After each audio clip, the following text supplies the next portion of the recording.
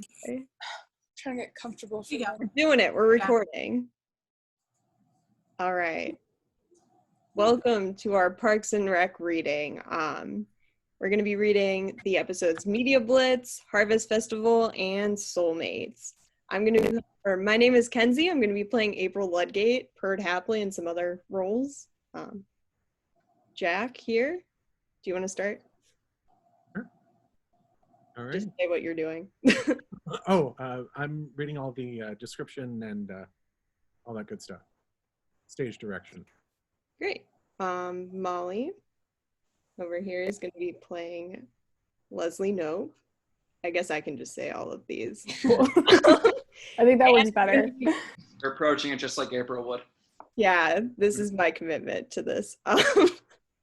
Anne over here is going to be playing Donna Meagle. Zach is going to be playing Tom Haverford, as well as Ira. Wait, yeah, his name is just Ira. Crazy Ira. I got this. All right. We got Lucy, who is going to be playing Joan Calamezzo and the Douche. Curtis is going to be playing Larry. I guess his name is still Jerry in this. And also some other roles. Eric will be playing Ben Wyatt. And then we have Matt, who will be playing Andy Dwyer. Hunter will be playing Chris Traeger. Megan will be playing Ann Perkins.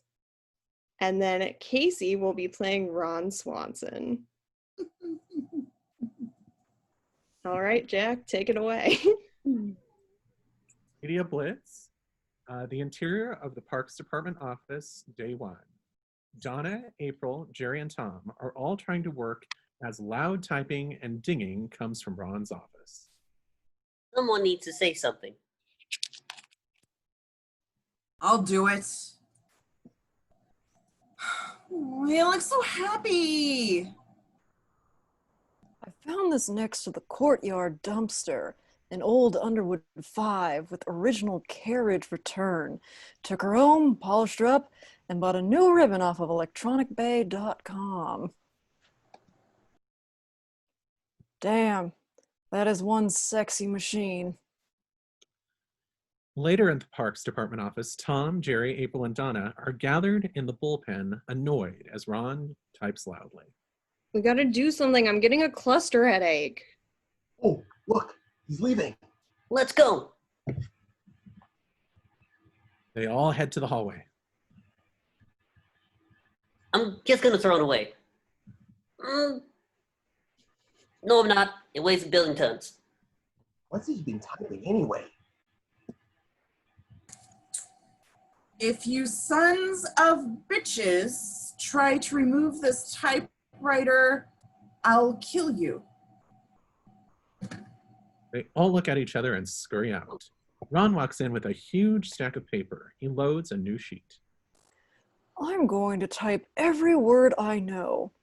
Rectangle, America, megaphone, up, sideways, Monday. End cold open. Act 1, the interior of Leslie and Tom's office early that morning, day 2. Leslie sits at her desk practicing talking. Ben and Tom watch her. I'm Leslie Nope. I'm Leslie Nope. I'm Leslie Nope. Just talk like you normally do. Sorry, I'm nervous. I've never done radio before. I don't know how I'm going to sound. Damn it, no, I can't get my real voice back. There it is. Thank God. Well, I hate to be the bearer of bad tidings, but these interviews are more important than we thought. Harvest Fest is 2 weeks away and awareness is still pretty low. Oh boy, only 35%? Okay, by the end of the day, we'll change that. It's actually 34.2%. 34.2%. I'm Ben, the numbers robot. There it is. That's the radio voice. We're doing a huge media blitz to publicize the Harvest Festival. TV, radio, newspaper.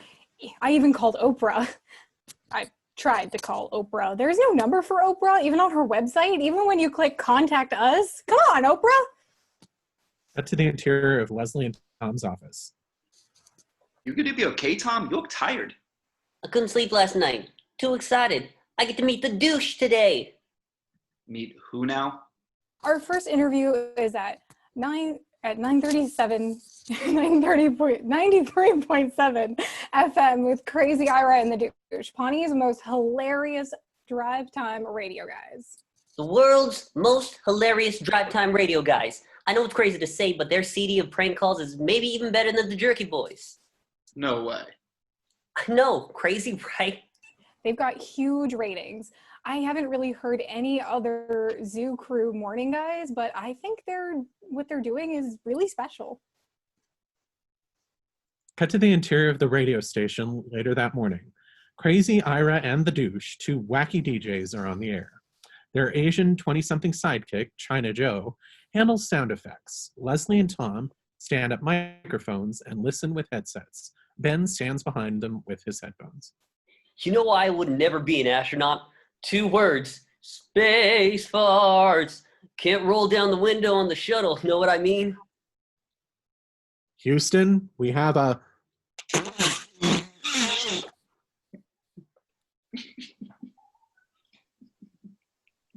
What do you think, Neil Armstrong?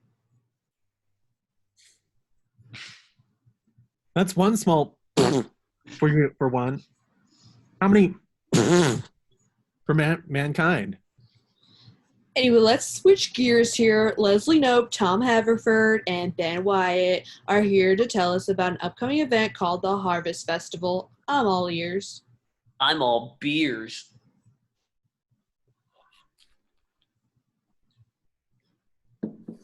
Ah! Well, the Douche, it's a Pawnee tradition where fun meets awesome meets agriculture. It's next month right here in Pawnee. Spoiler alert, we're going to have the best corn maze ever. You lost your virginity in a corn maze, didn't you, douche? Yeah, to your mom.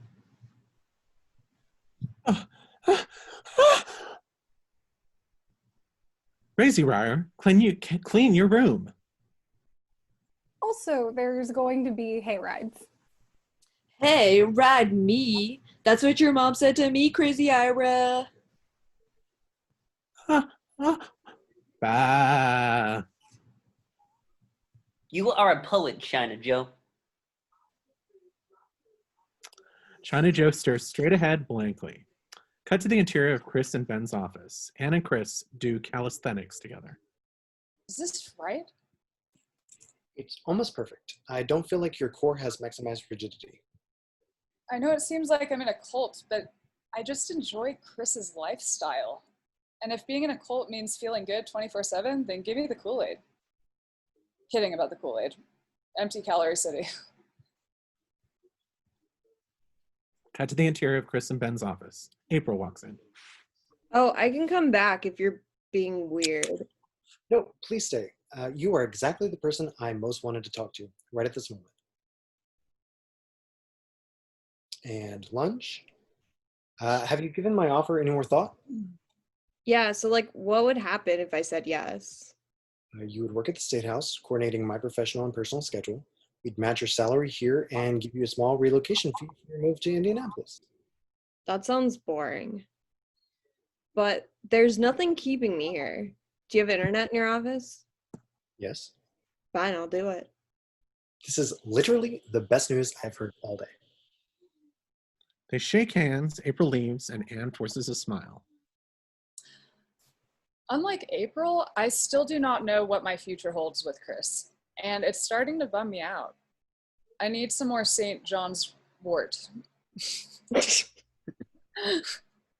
Continuously in the hallway, April leaves Chris's office and bumps into Andy. What was that meeting about?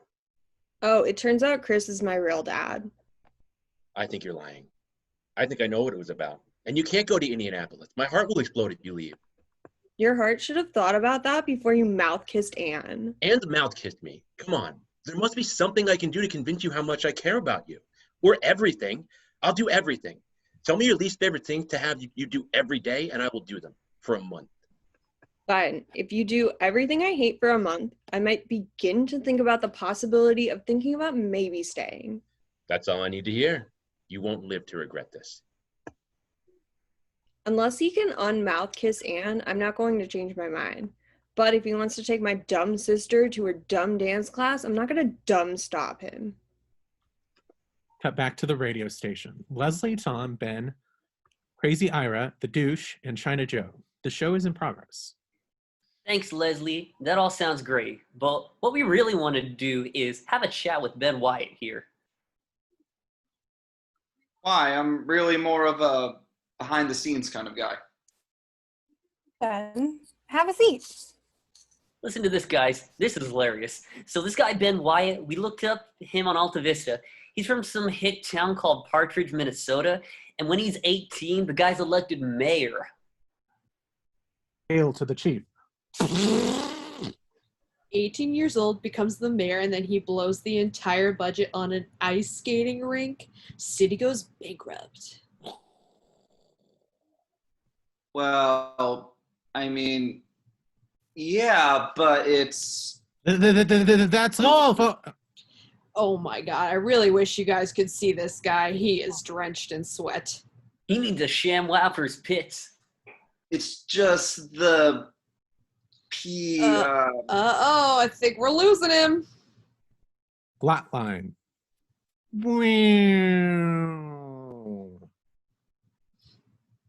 Harvest Festival will have ponies. Let's hear from Douche Nation. Talk to me, caller. What's up, guys? Just douching over here in Eagleton. Sweet. Hey, seems like 18 is pretty young for a mayor. What were you, like 12? 18. I was 18. Next caller, go ahead. Yeah, when you were mayor, did you have to have a chaperone for meetings if they were after dark? Nice. Hey, you sound sexy, caller. Give me the measurements. 42, 42, 44.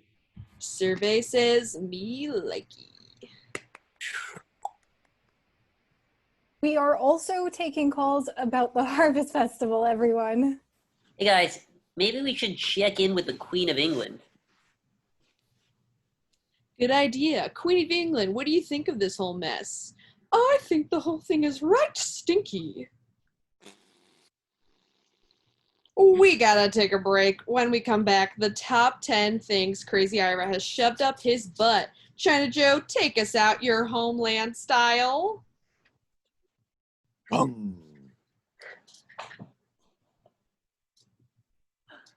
Cut to the hat. And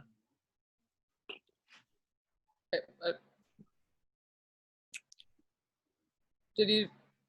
We lost you, Jack. I'm so happy you're being a sport about these morning jogs. I love the company. Are you kidding? I have so much energy now. I get runner's high when I'm just walking. Sometimes when I'm just sitting down. Ann Perkins, I am so happy for you. It's freaky that you never sweat, but whatever. I'll see you here for lunch later. Absolutely. I'm going to head back to my office. I have to start packing things up. You okay? Yep. See you in a few hours. Chris runs off and Anne sighs. In the Parks Department office later that day, Andy is at the permits desk. Jermaine berates him. Sorry, man. I can't let you have a boating license.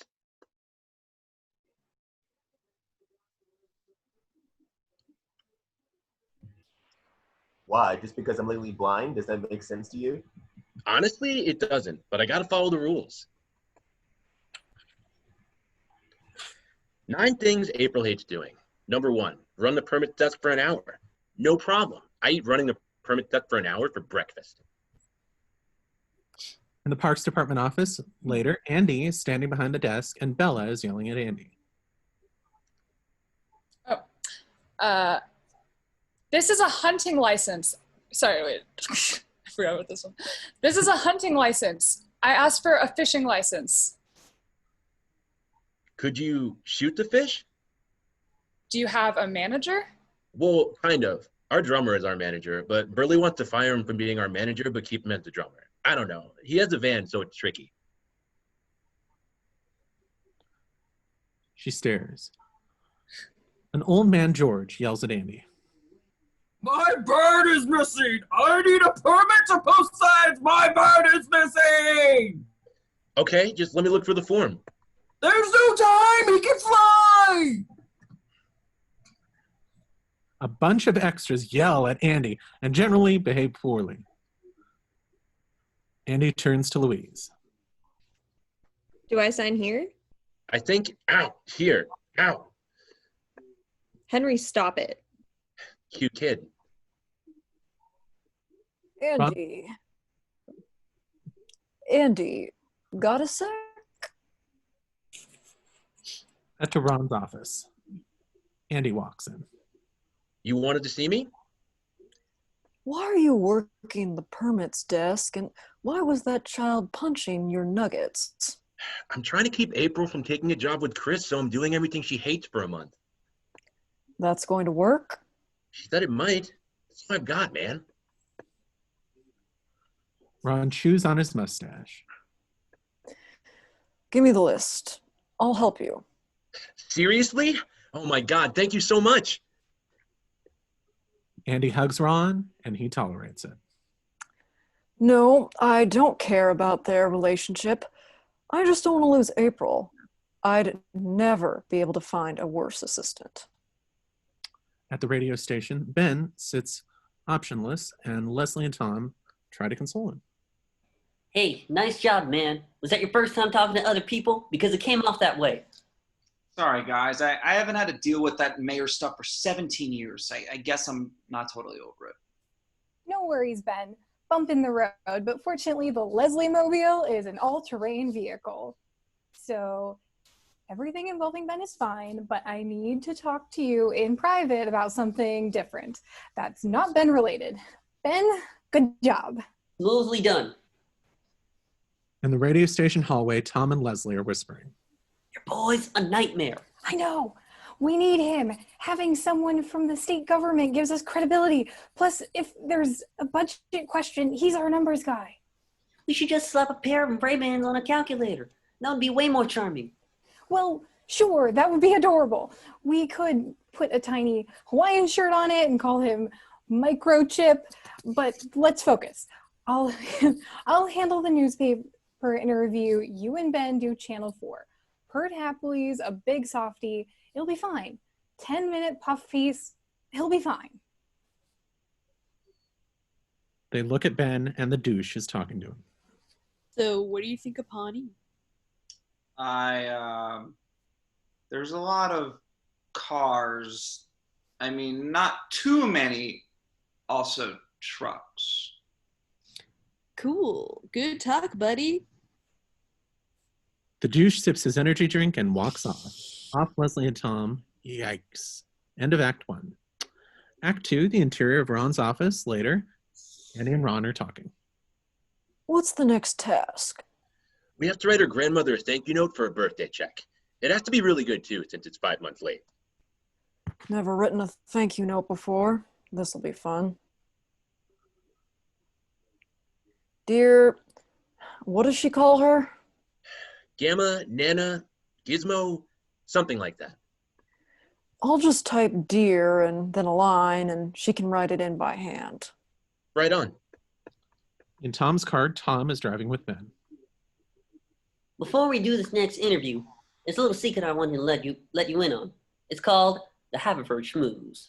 I was just caught off guard. I'm fine. 3 easy steps. Smile, friendly physical contact, and flattery. Heard, what's your dad in RoboCop? Because your arms are guns.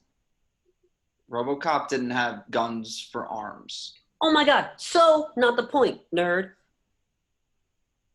Where are we going? We're getting you a new suit. I've let this one go on long enough. But I like this suit. You shouldn't. Tom stops the car and gets out. At Anne's house, Anne and Chris eat a meal. Who knew watercress, garbanzo beans, and walnuts could complement each other so well? Good dressing too, right? Flaxseed and agave. Same basic ingredients as bird feed. Amazing. Hey, I'm just going to come out and say this. I'd like to define your Bakuya. Okay. What is that? It's a feng shui term. The energy in this house is pretty stale. I can help you redefine your flow in a really positive way. Great. I'm really not attached to the way this stuff is arranged, or the stuff itself, or this house, really, even. Let's do it. And talking head. In the BG, Chris rearranges his furniture. Am I not being obvious enough? I feel like I'm being obvious. Return to the Parks Department office. April sits at her desk and Andy walks in and hands her a note. This is for your gizmo. I think you'll find it pretty good. Let's see. Dear April's grandmother, I said grandfather. Oops. Okay. You're a beautiful and amazing woman, man. I hope someday I can become half the woman you are. He's a man. Thank you for the $500. It was $5. Enjoy the Mouse Rat CD. He is deaf. Do you want me to make those changes, or is this okay? I'll make the changes. In Leslie and Tom's office, Leslie and Shauna Malway tweet. Yes. This just in. Harvest Festival will be Harvest Festival. Parks Department planted the seeds. Now they're harvesting the rewards. Great. You done? They'll put the fun in funnel cake. Now I'm done. Cool. Let's get started. Shauna hits record.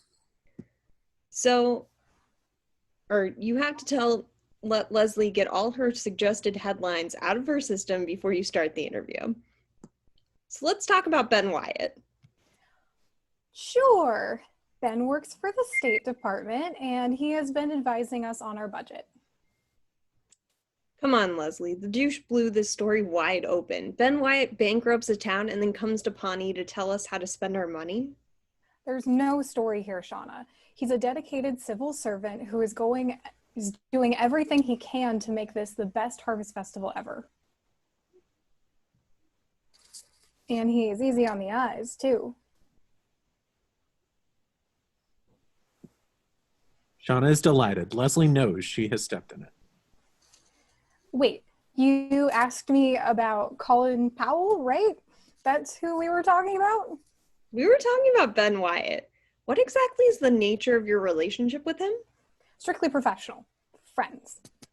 So are you colleagues or are you friends? Colleagues with benefits. We're colleagues who have the benefit of also being friends.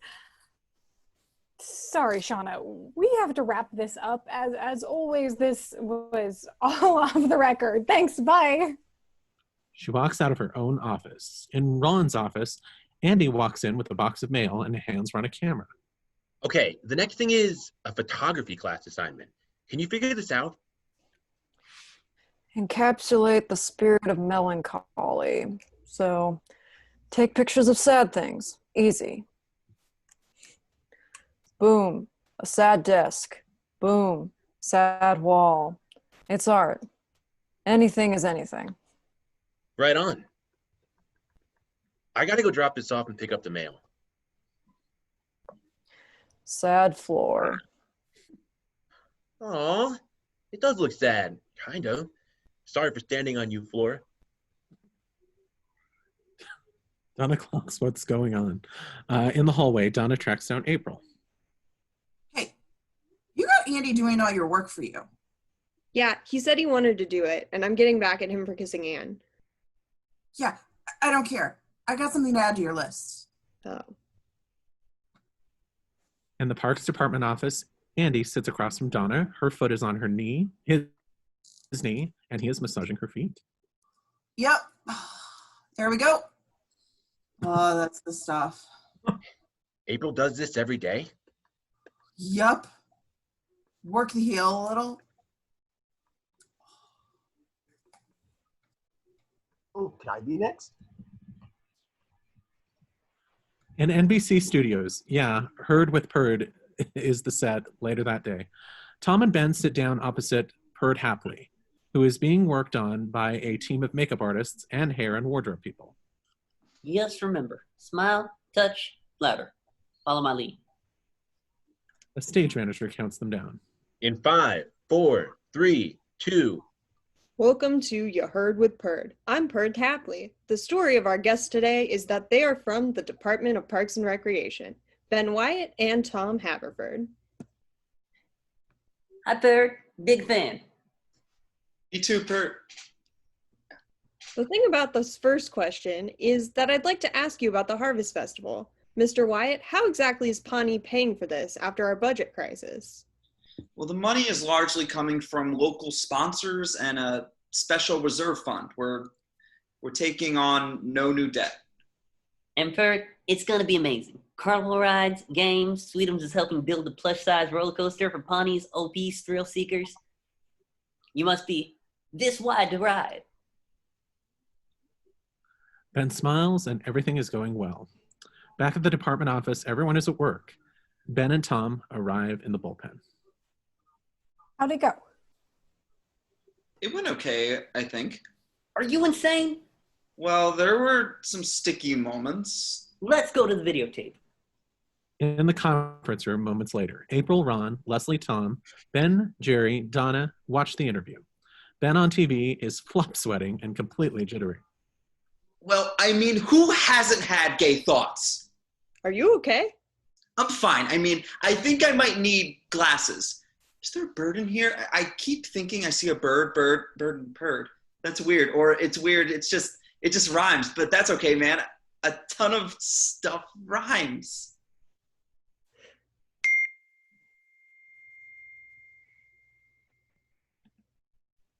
How did this happen? He was fine until Perd asked him about the boy mare thing. Then shit got weird in a hurry. What's this? What is this? Continuously on the TV, Ben smiles widely and stares at Perd without blinking, tightly holds onto Perd's arm for several seconds, and then laughs maniacally. Perd looks terrified. You look psychotic. I don't think it's that bad. Jerry says it's okay. I guess it's okay. Look, I was 18 when I was elected mayor. Cindy Eckert just turned me down as a senior prom. I should call her. No, I shouldn't. Then for 5 minutes, he talks about feeling up Cindy Eckhart for the first time. And then the show ended, as did our careers and probably the Harvest Festival. At least your suit was pimp. No one knows what to say. Ben looks incredibly sad. Ron snaps a picture of him. Boom. Sadness. That's the one. End of Act 2. Act 3, the interior of Andy's friend's van, later that afternoon. Andy screeches into the parking lot of a school. Natalie is the only kid waiting. Natalie, it's me, Andy, from being your sister's friend. She sent me to pick you up. You're an hour and a half late. I know. I had to massage a ton of feet. I'm super sorry. Please, just get in. I had to do everything on April's list or she won't go out with me. You're into April? Hold on. I have to get my books. Natalie walks over to a security guard and says something to him. The cop walks over to Andy's van. Sir, are you trying to lure this girl into your van? Yes, but she's being really difficult. Also, it's not my van. I kind of stole it from my friend. Technically, I'm not supposed to be driving it. My license is crazy expired. Can you do me a favor and just force her to get in my van, officer? In Leslie and Tom's office, early in the evening. Leslie, Ben, and Tom. Leslie is on the phone. Thank you so much. The mayor's office is going to try to do damage control on the Perd thing. Tom, how are we doing? I've gotten calls from a dozen businesses who are thinking about pulling their sponsorships. Sweden's might cancel the back coaster. Oh God. Okay. We need to focus. We still have the Pawnee Today interview. Is it too late to cancel? Joan Calamezzo owns this town. If we screw her over, she'll ruin us. But Ben, you are not going in front of the cameras. Fine with me. Are you sure, Leslie? Then how's he gonna ruin everything? Hey, I know. Why don't you walk around the studio flinging buckets of acid at people? That would actually be less harmful than what you've done so far. Return to the school. Andy sits on the curb, hands behind his back and plastic wrist ties. The guard reads Andy's driver's license information into his walkie-talkie. E-W-Y-E-R. Dude, come on. I have to get out of here. Natalie, tell him you know me. Natalie giggles and takes a cell phone picture of him. In the Pawnee Today studios, Leslie is sitting and Tom is talking to Joan Calameso. Every single day you get hotter. I do not understand it. I was watching your show last week and my TV shorted out. You're too hot for my plasma. You're so hot, you make me want to wear a looser pant. Stop it. I have to prep for this interview. Damn, girl, you got brains and butt. Let's make a pact. If both of us are still single in an hour, let's get married. I'm already married, Tom. That's right, to Jay-Z. No? Oh, I guess I confused you with Beyonce again. The opening music starts and Tom steps down off the stage and looks at Ben like, see how easy it is? Welcome to Pawnee Today. I'm Joan Calameso. Today's guest is Leslie Knope, who will explain how this year's Harvest Festival is going to bankrupt the city. Joan, there's a lot of false information flying around the Harvest Festival. Well, you're just gonna jump right in, aren't you? Rude. Well, it's important that people know how truly extraordinary this is going to be. But at what cost? How many more towns does Ben Wyatt have to destroy before he's put behind bars? Behind the cameras, Ben rubs his forehead and starts to slink away. Leslie notices. That's not accurate. Ben Wyatt has done nothing wrong. You know what? Screw it. You want to ask questions about Ben's past or present? Go crazy. Ben, get up here. Yes, Ben, let's do this. Shop Till You Drop interview with Ben Wyatt starts now.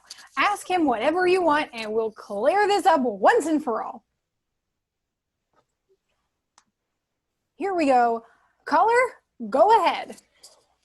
Yeah, how can you justify raising taxes for something that will hurt the town?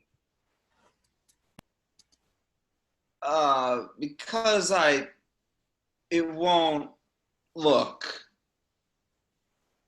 Well, to add to what Ben is stammering, we will not be raising taxes at all. Next caller. Cut back to the department office. Through a spy shot, April sits at her desk, and Ron pops out of his office with his coffee cup. Do you fish, April? No, fish are gross. Let me give you a piece of fishing advice. I said I don't. When you have a fish on the line, you don't just drag it behind the boat. You either reel it in or cut the line. Especially if he's a nice fish with a big, lovable fish heart. You don't know what you're talking about. Maybe not. Maybe you really do hate Andy. Maybe moving to Indianapolis just to get revenge on him is a good idea. What do I know? He sips his coffee and walks back into his office. April thinks. Her cell phone beeps and she looks at it, and it's a picture of Andy in handcuffs. Cut to Anne's house. Chris and Anne sit, drinking glasses of weird tea. Roasting tea really supercharges the bacteria in your colon. Plus, it smells interesting. Waft it. Are we actually going to drink it at some point, or do we just sniff it? I love sniffing it, don't get me wrong. Hilarious. We definitely drink it. Oh, you're leaving soon. Yes, back to Indianapolis briefly, then on to a town called Sneerling, Indiana for several months. Never heard of it. It's quite small. The cows outnumber the people 40-1. Sounds amazing. Well, I like you a lot. I love spending time with you. I thoroughly enjoy you, Ann Perkins. Our chemistry is arguably dynamic. Good. Okay. But we need to talk about what this means for us. I don't want to be clingy. Say no more.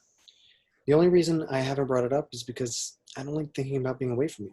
But we do need to figure it out, and we should do that right now. I'm really glad to hear you say that. Wow, this is disgusting. Yes. It's very hard to drink. Return to Pawnee Today studios. It's still going. Yeah, why should we trust this Ben Wyatt guy? Well, because I'm trustworthy, I am working very hard to make sure this town gets back on its feet. Next caller. You should be in jail. Why? I don't know. I just heard Joan say it. Love you, Joan. Love you too. Next caller. So I looked you up on Alta Vista, and I found out that the last 7 towns you have gone to ended up bankrupt. First of all, why does everyone in this town use Alta Vista? Second, I'm a budget specialist. I went to those towns because they were bankrupts and now they aren't. And yeah, I screwed up when I was 18. Who doesn't do dumb things when they're 18? Joan? I stole my gym teacher's husband. So there you go.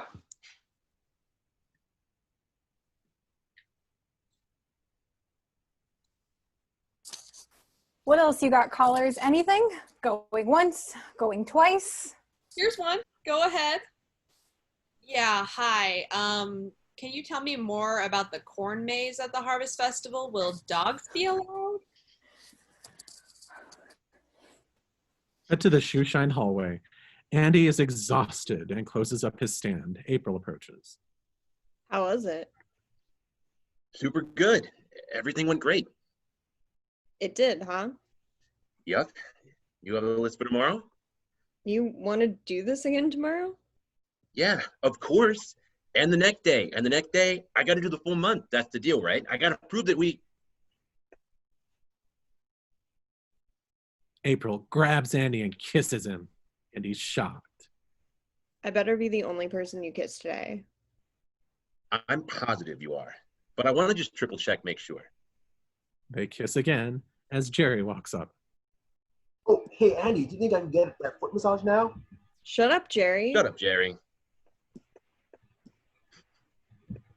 Andy and April look at each other and kiss again. End of Act 3, the tag. In the conference room, Tom and Leslie are watching more of Ben's Perd Happily interview. On TV, Ben is showing part of his torso to Perd. This is a birthmark, Perd, okay? And this is a little scar that I got when I fell off my bike when I was 9. So I'm not perfect. I can't look away. I know. It's really amazing. Wait, this is the best part. That's all the time we had for You Heard with Perd. For Channel 4, I'm Perd Happily. More like Turd Craply. Why did you say it? I don't know. Look at my face. I don't think I'm even awake.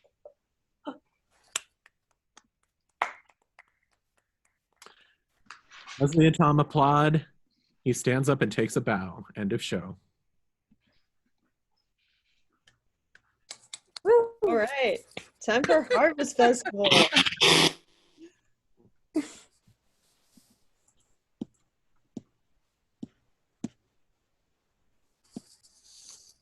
Do we go right on to the next one, or are we taking a break? Or Do we want to take a break? Is anyone? I'm good to go. I'm ready. Yeah, Good good I'd to like go. to continue watching the thing on Netflix. It's never been Yeah. changed. Are you still watching Parks and Recreation? After 4 episodes, Okay. let's watch the next one. okay. All right. So we can just roll on into this. Yeah. Okay. Parks and Recreation Harvest Festival. Cold open. In the interior of the Parks Department office, the morning day 1, the office has been transformed into a massive headquarters where the Harvest Festival, maps, lists, schedules, and signs cover the walls and many of the windows. Leslie addresses Tom, Ron, Ben, April, Andy, and Donna in the central area. Harvest Festival starts tomorrow. You've all worked so hard and I'm so impressed by all of you, and I have a very special surprise that will put the icing on the cake. It is the best possible thing that could potentially ever happen anywhere to anyone in the history of the universe. Ladies and gentlemen, little Sebastian. Jerry walks in with little Sebastian, an adorable miniature horse with ribbons in his hair. Except for Ben, everyone is incredibly excited. Oh OMG. No way! Take my picture, take my picture. Well done, Leslie. Well done. Wow. Thank you. Thank you. Little Sebastian made his debut at the last Harvest Festival in 1989, and he was an instant phenomenon. That week, he was the 8th most photographed object in all of America. Suck it, the Alamo. In a B-roll, we see the 1989 Indianapolis Star. Little Horse is a big deal. In the Parks Department office, continued. What am I missing? What's the deal with this pony? He's not a pony. He's a mini horse. Okay.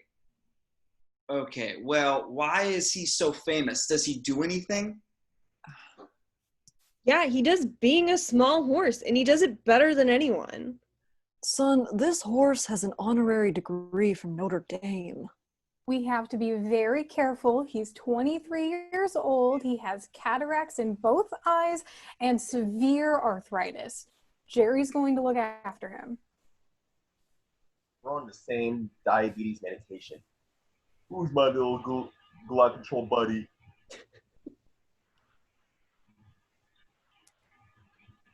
Ben looks at little Sebastian and leans in to pet him. Well, I guess he's kind of cute. Don't touch him! Okay, God. I seriously almost just punched you. And a cold open. Act 1. The interior of the conference room, Leslie, Ben, and Tom are sitting across from Sue. A map with little signs representing different businesses sits between them. Tom listens to his iPod. Couldn't you put Sue salads here? On Deep Fried Boulevard? It's just, there are so many junk food places and only one salad stand. Yes, because we're trying to make money and not make people hate their lives. How about this? We make Sue's Salads the official Harvest Festival healthy choice. Wow, that's great. Thank you. Of course. No one's gonna come to your stupid spoof anyway.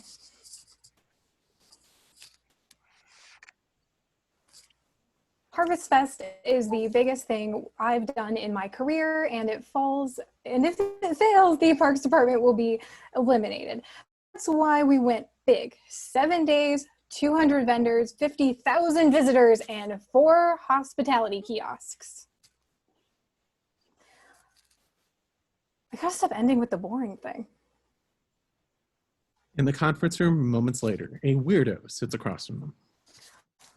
No, you can't sell home-brewed water.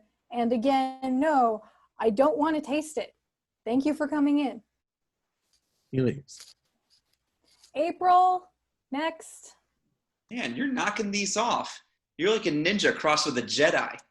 You're like a nerd crossed with a dork. Star Wars isn't that nerdy, Tom. No, not at all. April walks in with Ken Hatati? Hotate. Hotate. Wearing a tan suit and cowboy boots. This guy's here. Hi, Leslie. Ben, this is Ken Hotate, tribal leader of the Wamapoke. Well, Lalo, no, it's okay, I can't do that. I should have practiced. Wahalo. Wallahahu. Wallaho. That means hello, honored guest, though it literally translates to may you be blessed with 1,000,000 possums. The Wamapoke used to use possums as currency. Oh. Wallahe Manta Kote.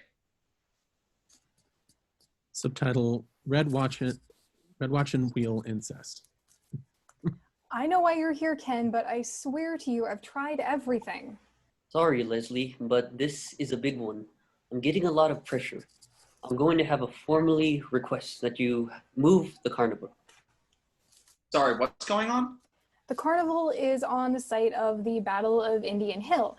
It was an epic 7-day war that the Wamapoke eventually lost on account of the fact that they didn't have any weapons. During that battle, 92-year-old Chief Wakote was shot 103 times by the cavalry. And for the next week, that moment will be commemorated with shooting galleries and fried dough stands. This is the only place in town that's large enough to hold the carnival rides. And you know as well as I do, given Pawnee's history, it's very hard not to be offensive. Cut to Leslie's talking head. She stands in front of a historical map of Pawnee. The map is tinted blue with 12 white dots. This is a map of all of the atrocities the Pawnee settlers inflicted on the Wampanoag Indians. The atrocities are in blue. Return to the conference room. We put up a memorial plaque. There's a huge Wampanoag exhibit in the history tent. We're really trying. I understand, but this is sacred ground, and I just hope the souls of our ancestors don't put a curse on the festival. Ken's talking head. There are two things I know about white people. They love Rachel Ray, and they're terrified of curses. Cut to the exterior of the Harvest Festival on the carnival grounds. A massive carnival, rides, booths, etc. The finishing touches are being put on by maintenance guys. At the first aid tent, Donna sorts through medical supplies. Anne is putting up a poster that says First Aid Tent. Hey, whatever happened to you and the Bionic Man? Chris, he broke up with me, but he did it so nicely I didn't even realize he did it. Oh, I've done that to multiple men. You doing okay? It's been a little rough. 2 days ago, I was sobbing at a pizza buffet and was asked to leave. Been looking at dog adoption websites, bought $700 worth of candles at Anthropology. Just your basic bottoming out kind of stuff. Normally, people will tell you to talk about your problems, but I'm going to recommend you bottle that noise up. Will do. Return to the fairgrounds. Leslie stands in front of Tom, Andy, Jerry, Anne, April, and Ron. Ben approaches Leslie.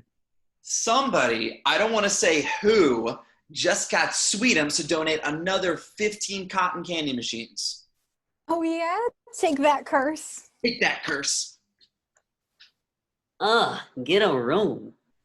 Okay, everybody, Joan Calamenso is bringing a camera crew here for the exclusive last-minute walkthrough of the Harvest Festival, and we have to be absolutely perfect. Joan is always looking for a scandal. She's like an eagle-eyed tiger. New band name Eagle-Eyed Tiger, I called it. Hang on, my script isn't moving. There we go. Let's all take each other's hands and look each other in the eyes. You are all amazing, wonderful people, so let's relax, have fun, and not think about the fact that if we do one tiny thing goes wrong, we will all lose our jobs. That's not very inspiring. Okay, let's go get them. If anyone has any problems, address them to Rob. The advantage of being Leslie's boss is that she does everything herself, and there are never any problems, which means for the next week I can sit in a lawn chair and read this book about old boats. Excuse me, I have to get back to work. Cut to the exterior of the Harvest Festival. Joan Calamenso prepares for a stand-up in front of a camera crew. Leslie and Ben approach. Murder the most melons. Shaquille showers shame on Shakira's sheets. Hello, Joan. Welcome to Harvest Festival. Hello, Leslie. I have to say, this festival looks pretty impressive. But we'll see. We'll see. Let's get started. On the fairgrounds, Leslie walks with Ben and Joan as her crew shoots. They pass by food stalls. The festival is spread over the entire town by carnivals, but the carnival is really the centerpiece. Over there is Indiana's largest corn maze. Is that Pawnee corn or Eagleton corn? Pawnee corn, and it's organic. There's our beautiful Ferris wheel. Beautiful. But deadly. When was this giant death wheel inspected? Twice in the last week. Everything is 100% up to code. Joan looks annoyed. that she hit a dead end. On the fairgrounds elsewhere, they look at exhibits. How many of these carnies are illegals? None, Joan. They're all U.S. residents. Right over there is where Indiana basketball legend Larry Bird's 84-year-old Aunt Tilda will be signing autographs for 2 hours next Thursday. You got Tilda? Oh, yeah. We got Tilda. But this is the real coup. Little Sebastian. Are you fucking kidding me? You got little Sebastian? See for yourself. He looks at the camera. Why? Go ahead. Wow, he is so adorable. Thank you, Joan. And little Sebastian isn't bad either. Joan, did you have your breasts done? You look amazing. Oh, Tom, you're so sweet. Were you rolling on that? No? Damn it. Say it again later. You got it. The festival's going to knock your socks off. And when it does, I'll be there to give you a foot massage to completion. Good Lord. Later on the fairgrounds, Ron sits in a lawn chair and reads his book. In a spy shot, April and Andy play a ring toss game. Damn it. It's like they don't want you to win. You better practice. You gotta win me a teddy bear. I'm going to win you 1,000,000 teddy bears. Well, I want 1 billion teddy bears. That's unrealistic. 2 million. Deal. Oh. Hey. Kiss. Hey, I love you. Dude, shut up. This is awesome sauce. He goes to high five April and she just stares at him. Later at the horse pen, Jerry leads little Sebastian into his pen. There you go, little Sebastian. Who's a good little show horse? Hey, Leslie said I should look after him for a bit. Perfect. I have to grab his tall scrunching. Remember, if he starts vomiting, you need to clear his airway with 2 fingers, like so. In Tom's talking head, little Sebastian in the BG, Tom holds up a horse blanket with the Snake Hole Lounge logo on it. Most people look at little Sebastian and see a cute, famous mini horse. I see an advertising opportunity for my club, the Snake Hole Lounge. Right now, I see a shockingly huge mini horse erection. That hopefully this blanket will cover. A large pixelated area under Sebastian's haunches will help sell this joke. Back to the carnival grounds, Joan, Leslie, and Ben. Well, I don't think I'm being unprofessional when I say that I really hoped I would find more tawdry scandals. What about our friend Ben here? We all know your story, of course, a story of failure. Remind us of that failure. When I was an 18-year-old mayor, I tried to build a winter sports complex called Icetown. It bankrupted the city. It was also shortstop of my JV baseball team, but no one ever brings that up. And now you're involved with this. Do I smell another disaster? Hopefully. Joan, this festival, thanks to the tireless efforts of Leslie Knope, is going to bring nothing but happiness. Not even I could ruin this. All right, I'm a reporter, not a therapist. Back at the horse pen, Tom is on the phone and Jerry walks up. Yeah, so every time someone takes a picture of him, the Snake Hole's logo will be in it. Am I a genius or what? Where's little Sebastian? The pen is open and the horse is gone. Somebody left the gate open and he got out, Jerry. What? What are you talking about?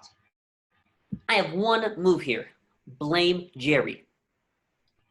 Unbelievable, Jerry. Just another in a long string of miserable failures. I wasn't even here. Exactly. Hopefully I can bail you out of this mess that you and nobody else caused. You're the one watching him. It's a poor workman who blames his tools. You look for him. I'll go get help. He rushes off. At another part of the festival, Leslie, Ben, and Joan stand in front of a giant cotton candy machine.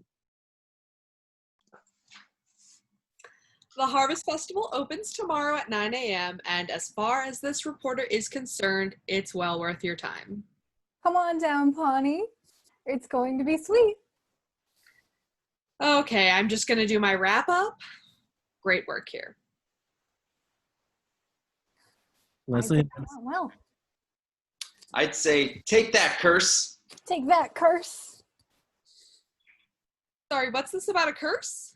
Oh, nothing. Nothing. Ignore that. Tom rushes over.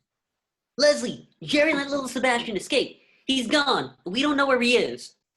Get those cameras up. We're doing a new intro. Gotcha. Off of Leslie's look, we end Act 1. Act 2, back at the Harvest Festival and the Carnival grounds. Joan is finishing. Is it the revenge of the Wamapoke, an incompetent government run amok, or probably something even worse than those things? While it seemed everything was ready for tomorrow, things may not be exactly what they seem. Nailed it. Let's start getting shots of chipped paint, crying kids, spooky traffic lights. You know the drill. At the Harvest Festival HQ tent, a huge tent is set up on site for the HQ for the carnival. What's HQ? Leslie and Ben. Headquarters. Yeah, right. Bad? We've just been hit by a giant poop tornado. A poop-nado! Okay, well, gross, but we can deal with the bad publicity. It's way more than that. This is a huge government project. It's already a lightning rod. And in a controversy with the Wamapoke, double lightning rod. Plus, we've already lost a miniature living legend. Triple lightning rod. Throw in the curse, quadruple lightning rod. It's a classic 4-rod disaster. Vendors will bail, ticket sales will drop. I'm sorry, do people in this town really believe in curses? Cut to Leslie's talking head. She stands in front of a mural of a man clutching a white rabbit. Pawnee is an incredibly superstitious town. Once a traveling magician pulled a rabbit out of his hat and a mob burned him at the stake for being a witch. Year 1973. Wyden to reveal a magician is being roasted. Reveal further, everyone is in bell bottoms. That's funny. In 70s cars. The exterior of the Harvest Festival later. April, Tom, and Andy watch as Jerry paces, clearly distressed. We're up the creek here. What the heck are we going to do now? You mean, what are you gonna do? No, what are you going to do?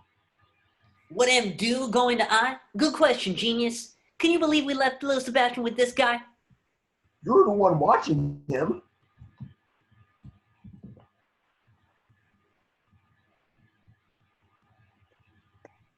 Well, apparently I'm not going to get any work done. How did this happen? Maybe little Sebastian got upset because he tried to share his true feelings with someone and they didn't reciprocate. Maybe. Or maybe a balloon popped somewhere and that scared him. Let's split up. Tom, Jerry, check the field behind the parking lot. I don't want to go with Jerry. He's the one who deliberately caused me to accidentally let the horse out. Jerry's fault. Jerry's fault. Jerry's fault. Jerry's fault. Stop it. Andy, April, check the corn maze. Good thinking. Horses love mazes. In the headquarter tent later, Anne and Leslie. Hey, one of the carnies just came into the first aid tent because he felt dizzy, and then a reporter came in and asked me if it's because of the curse. No comment. Say no comment. I did. You're the best. Treat him, release him, and don't say anything to anyone about anything for the rest of the month. Leslie, you need to see this. Ben is watching TV. Perd happily interviews Ken Hotate? Hotate. Hotate. Look, I don't want to say if there is or isn't a curse, but the fact is this carnival is located on top of an ancient Wamapoke site. Much like the house in the movie The Poltergeist. Exactly. Facts. My ancestors died there, and now it's filled with toy shooting galleries and porta potties. I asked Leslie Nope for the Parks Department to move the carnival, and she refused. We have an animation of that event. Let's take a look. We see one of those Taiwanese news animations, like they did for Tiger Woods' accident, featuring weird video game likenesses of people recreating events. Oh, I love these things. Sorry. In the animation, a blonde lady is approached by a man looking like Ken. She adamantly shakes her head no and sticks out her tongue at him. How did they have time to make this? It's literally in 3D. In the animation, the video game Ken starts dancing around, chanting, and some ghosts and spirits fly around and start swarming the blonde lady. One of them flies into her body, and her face becomes demonic and scary. Sharon Leslie Nope. Hi, Ron. Is that what happened? Yes, that's exactly what happened. Check back in with Channel 4 News, #1 in curse coverage. All right. I think we should move the shooting gallery. It's clearly their biggest issue. Maybe that'll be enough. It's going to be expensive to move that thing. Can we afford it? No, but what we really can't afford is not it.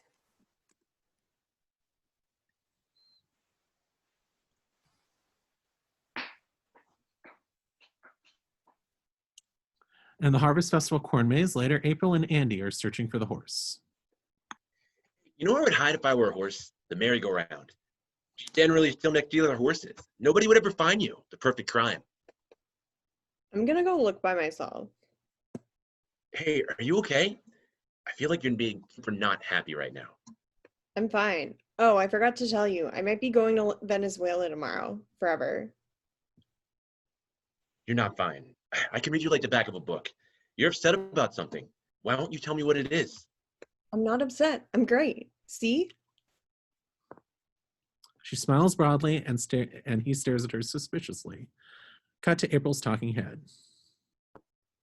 I'm not mad at Andy. Andy's great. I awesome sauce Andy. At the Harvest Festival first aid tent, Anne uses a flashlight to look into the eyes of Kylie, the carny who passed out, who's a kind of Jersey Shore type dude. Donna is nearby. I don't know what's sicker, me or your body. You aren't sick. Well, I'm not. You may want to check out my abs. Are you experiencing abdominal pain? Every day at the gym. Feel. Oh. What are you doing tonight? Prepping the medical tent. I mean, in terms of us. I think I'm going to have to pass. She walks off and Donna grabs her. You're gonna hit that. Him? Doesn't really seem like boyfriend material. Who said anything about boyfriend? Use him, abuse him, lose him. That's the Meagle motto. And considers, and then we cut to her talking, to Donna's talking head. Grammy Meagle taught me that. She died in bed at age 84, sandwiched between two 30-year-olds. She had game. Cut to the fairgrounds. Ron stands with a lasso. Jerry and Tom are with him, and April and Andy walk up. Did you find him? Yeah, I got him right here in my pocket. Damn it. Okay, he can't have gone that far. He has the legs of Tom, the endurance of Jerry, and the diseases of Jerry. Ground mission failed. We need a bird's eye view. He eyes the Ferris wheel. In the headquarter tent, 15 members of the press are arrayed in front of a lectern. Leslie prepares at the lectern, and Ben gives a quote to the reporter. We're extremely confident that there is no curse and that everyone will have a great time tomorrow.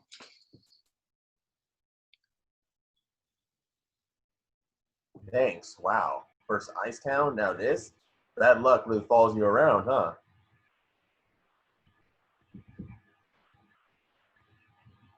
And takes that in, and Leslie begins the press conference. I'd like to start by addressing some false rumors about the festival. We have plenty of food. There is no food shortage. There are not, as one reporter suggested, dozens of escaped convicts meandering around the carnival, and at no time was any Parks Department worker, quote, feasting on the petting zoo animals. Joan? Leslie, how big of a disaster will this be on a scale of 9 to 10? The festival is going to be a huge success. And just to be extra sensitive to our Wumpook friends, we have moved the shooting gallery as they requested. Yes, Perd? The statement that this reporter wants to make is a question. Will this be enough to lift the curse? Perd, you know as well as I do that in reality, the power's out. It's the curse. Crap on a spatula. Don't worry, everyone. Just stay calm. Cut to the Harvest Festival later. Ron, Jeremy, Tom, and April are all on the Ferris wheel. I'm only going to say this once, but what if little Sebastian is on this Ferris wheel? Perfect Crime, Part 2. The Ferris wheel grinds to a halt and everything goes dark. Jerry, what the hell? Sorry, guys. Wait a second. Cut to the press conference area. Leslie is huddled with Ben. God, we can't catch a break. I gotta go. I'm sorry. I feel like I'm jinxed. What? You were totally fine until I got involved. Everything I touched turns to Ice Town. I'm sorry. I'm the curse. Ben leaves and Leslie stares after him. End of Act 2. Act 3, the interior of the festival, the headquarter tent. Leslie and Ed are from Public Works.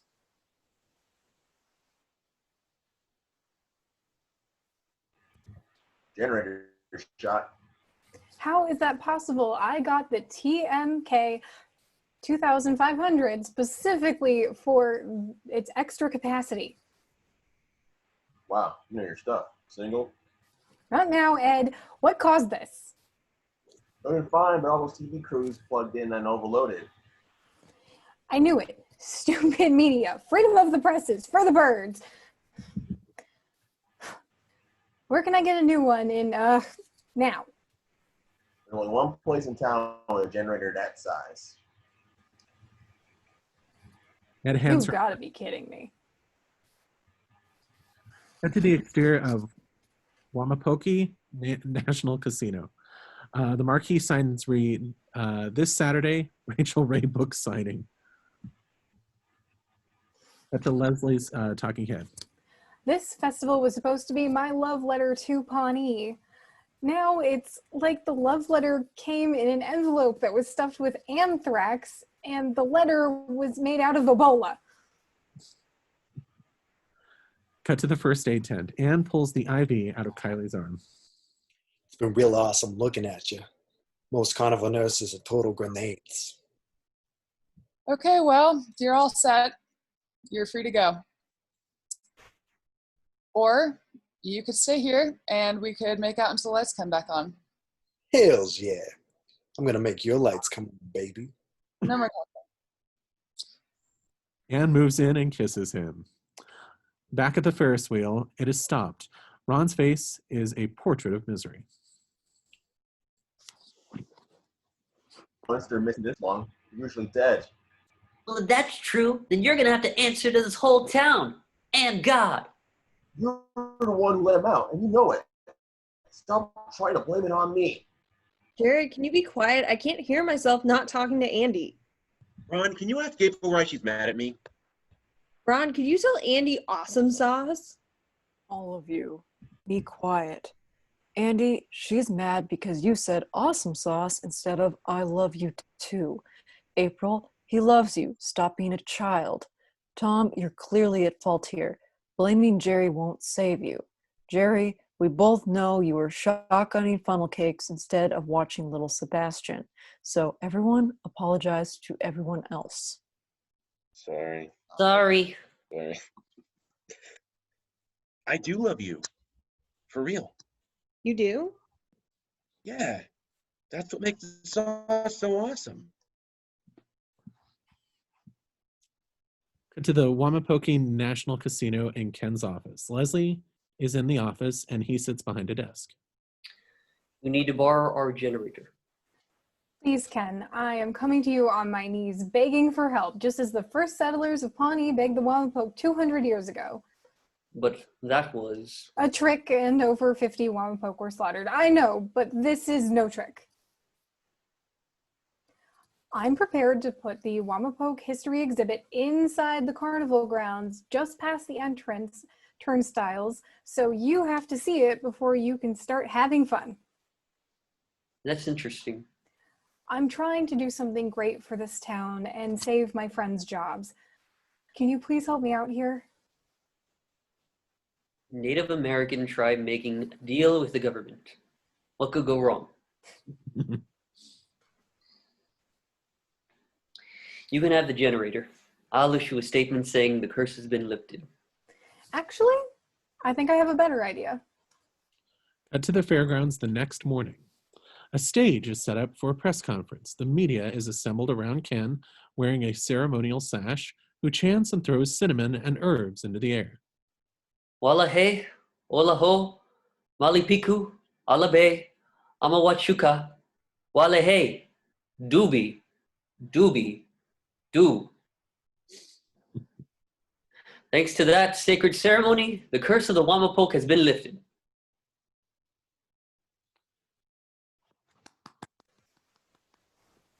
Leslie takes the stand. Thank you, Ken Hotate.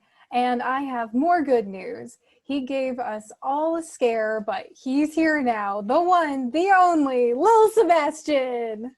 Off to the side, Tom guides little Sebastian onto the platform. Everyone cheers. Cut to Ron's talking head. We spotted him from the Ferris wheel at the center of the corn maze. In B-roll, we see little Sebastian from the previous night in the center of the corn maze. After the power came back on, we went and got him. In B-roll, we see everyone walking through the corn maze. April is on Andy's back. They're all having a great time. Took the horse 15 minutes to solve that maze. Took us 4 hours. Jerry's still in there. In B-roll, an exhausted Jerry is lost in the maze. Cut to the first aid tent. Anne and Donna sit around talking. Kylie walks in. What's up, sweet baby girl? I got out of here so fast last night I forgot to steal them digits off you. Yeah, I don't know if I'm going to give you my phone number, provided that's what you're asking. Oh, okay. Great. Well, maybe I'll see you at the hospital. I'm in the emergency room all the time. Use him and abuse him. High five. Sweet, actually, though. Do you think he'd be a good boyfriend? Maybe I should. She starts to go after him, and Donna grabs her by the shirt and flings her back. Right, I'm fine. Cut to the headquarter tent. A ton of people have begun to stream into the carnival. Leslie watches proudly, and Ben walks up. Hey, look who's back. I'm sorry I left. I honestly felt like I was cursed. Icetown and now this. Look, Icetown was a disaster and it was probably your fault. Seems like you mismanaged the hell out of it. But this is as much your project as it is mine. And it's gonna be great. You deserve to be here. She hugs him and Ken walks up. This is the guy? This is him. Hakote ha nome. Ken throws a pile of dirt in Ben's face. He's stunned. Special Wamapoke ceremony. Now your curse is officially lifted. Thank you. You're filthy. Go clean up. Try to be professional. As she walks away, we end Act 3. The tag. In the horse pen, hundreds of people are taking their picture with little Sebastian. The entire department watches happily. Ben is wearing a super touristy little Sebastian t-shirt. He's just the best ever. You are the best ever. But Lil Sebastian is a close second. He really is amazing. You finally get it now, right? Hello. Oh, he's fantastic. I totally get it now. Cut to Ben's talking head, with the horse in the background. I don't get it at all. It's a kind of small horse. What am I missing? Am I crazy? Ben, you missed it. He whinnied. No, I heard. It was great. Ben looks at the camera. What the hell? End of show.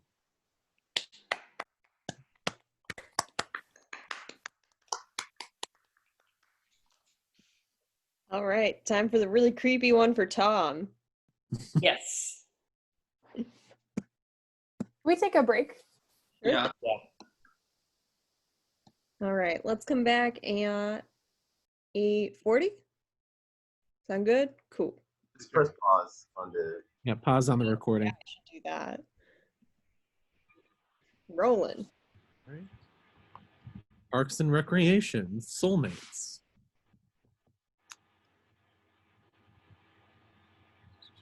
Cold open.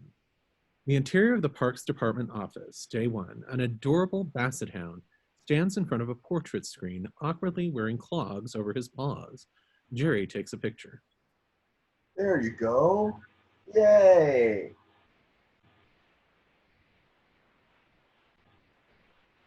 Leslie, April, Donna, and Ron watch smiles. Jerry, there is just no way I can't get around saying this. I am enjoying this thing you did. Enter Tom. What's going on? I started a new blog. It's called K9s and Size 9s.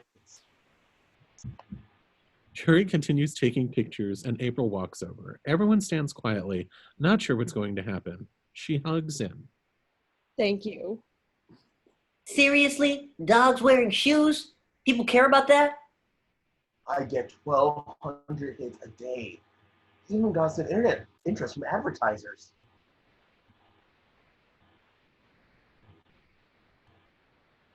Cut to Leslie and Tom's office. Angle on Tom's computer. There's a blog called Dogs and Clogs Blogs. It's all the same photos, but they're in elaborate frames. Jerry enters, holding a puppy and a pair of shoes. Tom, what the hell? You like my new website? It's the Dogs and Clogs blog. It's exactly like K9s and Size 9s. Yeah, actually, my lawyer wants to talk to you about that. We're gonna need you to shut that down. Tom, you're literally using my pictures. Mine have classy frames.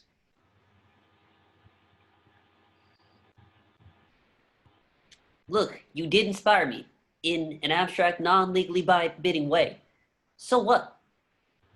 I can't believe you would do this. Believe it, Jerry. This is a huge, potentially game-changing idea, and I won't let anything get in my way. Cut to Tom's talking head. How much have I made? About $40. And the cold open. Act 1. City Hall meeting room. Chris and Ben have gathered representatives from every department in City Hall. Leslie, Ron, and Tom represent Parks. Pawnee, as you all know, is the fourth most obese town in America.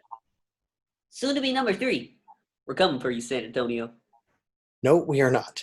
We are slimming down, starting right here in City Hall. I am instituting a new government-wide health initiative. Oh, we could have a City Hall dodgeball league. I get first pick, run! Great. Let's keep those ideas flowing. Now, if anyone wants to join me, I will be running backwards up that hill behind the Walmart. He runs out of the room and nobody moves except Ben, who starts to gather his things. Sorry, meeting adjourned? When he just runs out of the room like that, it usually means meeting adjourned. As they leave, Joe from Sewage eyes Leslie. Don't freak out, but Joe from Sewage just unhooked your bra with his eyes. What? Oh boy. Joe walks over and Ben watches this unfold. What's up, No? Looking good these days. Ew, get away from me. I'll get away from you. On a date with you. What do you say? My van's out back. Let's roll. Where is this coming from? I don't know. You're sending off some kind of vibe, driving me crazy.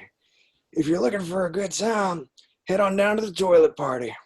That's what we call the sewage department. Leslie scurries away and Joe watches her leave. Liking the view. Still got it, Joe. No, you don't. Cut to Tom's talking head. All of Joe's lines are sewage related. If you've got a clogged drain, I'll bring the snake. Got any sewage in you? Would you like some? And my personal favorites, I'd like to lie face down in your gutter. Yeah, he said that to a human being. Return to City Hall. Chris is doing deep knee bends and squats outside the door. Ron approaches. Christopher, got a second? Sure. Mind if I squat while we speak? Sure. Listen, I've eaten a commissary hamburger for lunch every day for 12 years. I just want to make sure this pointless health crusade won't affect the only part of my job that I like. Oh, those hamburgers are gone. Red meat can cause sluggishness, heart disease, and even impotence. Has the opposite effect on me. Have you ever tried a turkey burger? Is that a fried turkey leg inside a grilled hamburger? If so, yes. A turkey burger. You make the burger out of lean ground turkey meat instead of beef. Why would anyone do that to themselves? Because it's good for you. What if I told you that I can make a turkey burger that's better than any hamburger you've ever tasted?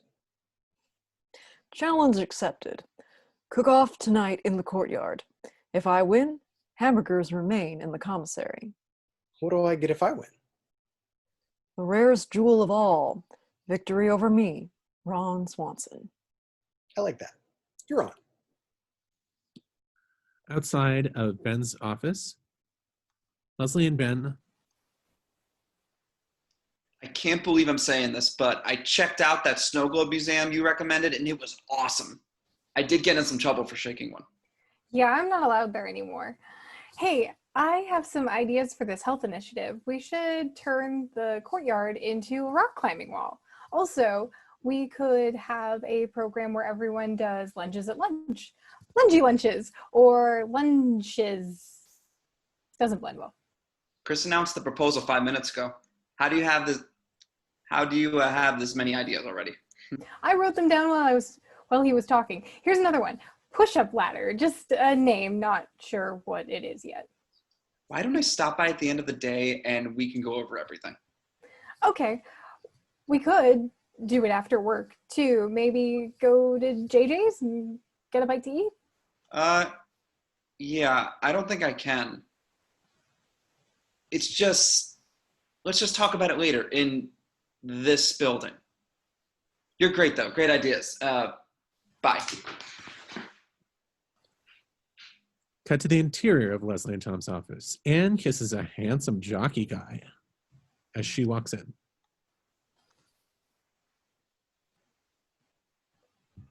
Bob, babe. Hey, I brought the cholesterol testing kit for the health thing. I asked Ben to dinner and he said no. What? He totally seemed into you. What did he say exactly? He said, bye. And then he walked into an office that wasn't his. That's not good. But you know what? If he doesn't want to go out with you, he's nuts. You're awesome. And there are a million guys out there. And I've been having fun seeing a bunch of different people. I know. Who was that cute guy? You were... Crap on a crayfish, that really stings! I haven't picked you yet. Sorry, I was just picturing it. What is going on with me and guys right now? First, Creepy Joe hits on me, then this Ben thing. You should cast a wider net. Why don't you try internet dating? Really? I don't know. I mean, you're a monster! Haven't done it yet. I've met some nice guys online. Seriously, it's not just for perverts anymore. I'll help you fill out your profile. It'll be fun. Okay. Man, I'm glad that's over. I still haven't done it yet. Damn it. Fuck you, Anne! Cut to Ron's office later. Chris and Andy stop by. April is handing Ron a phone message that says, Forp called. Who the hell is Forp? I don't know. I couldn't really hear him. Sounded like his name was Forp. Get his number? Good girl. He tosses it in the trash. Ron Swanson. April Lutke.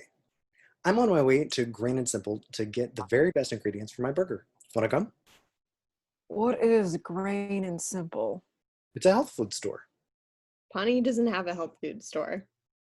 No, but Snurling does. It's only a 40-minute drive. What are you doing? I'm getting healthier snacks to sell at the shoe shine stand. Chris is a food genius. Did you know the food you eat becomes energy? That's spaghetti, nachos, cookie. I'm gonna need more cookies. That's my husband. I've never been to a health food store. I imagine it's where manliness goes to die. I will come in the interest of curiosity. Terrific. Chris and Andy leave. You want me to come? Please, yes. I need a buffer between me and him. I heard that. Ron, you're a pistol. Cut to the Parks Department office. At the permits area, Anne kisses a businessman goodbye. See you tomorrow. Is that a different guy from earlier? What? Never mind. You ready to rock this profile? Cut to Leslie and Tom's office. Anne is at the computer, open to the profile page of a site called Who's Your Mate.com. Leslie paces around. Yellow-haired female likes waffles and news. Sexy, well-read blonde, loves the sweeter things in life. Bam. Hobbies? Organizing my agenda. Wait, let's make that sound more fun. Jamming on my planner. Favorite place? Ooh, upstairs there's a mural with these beautiful wildflowers. I like to sit on the bench right in front of it. Mm-hmm. Really? It could be anywhere in the world. Paris, Hawaii, the Grand Canyon. Nope. Bench in front of the mural. Why not the actual meadow where the wildflowers are? Ew, no, I'm scared of bees. Mural. Describe your perfect date. We step out of the Capitol building. The cherry blossoms are in full bloom. On our way to the Smithsonian, we sign 3 bills into law. How about dinner and a movie? That's great too. What kind of movie? Foreign sci-fi. Wait, no, neither of those. Anything but those 2 kinds. Sorry, I'm nervous. What do you think of dogs? Love. Cats? Love. Fish? Love. Turtles? No opinion. They're condescending. What's your perfect guy? Dark and mysterious, and he can sing and plays the organ. You just described the Phantom of the Opera. Cut to the Grain and Simple. Chris, Ron, Andy, and April enter the health food store. Ah, Nirvana. Hey, buddy. Chris. Chris. Oh, Jacqueline, Marty. Great to see you. Cut to Ron's talking head. No, I don't plan to buy anything here. I buy my burger ingredients at Food and Stuff, a discount food outlet equidistant from my home and my work. I came here for the same reason people go to the zoo. He sees a white guy with dreadlocks. Look at that thing. Cut to Leslie and Tom's office. It's Anne and Leslie. You ready? Should have some results by now. Can you sort by eyebrow business? I've had some bad bushiness. I've had some bad experiences. Wow. Looks like you have a 98% match. A soulmate level match. I've never seen anything that high before. Whoa. Okay.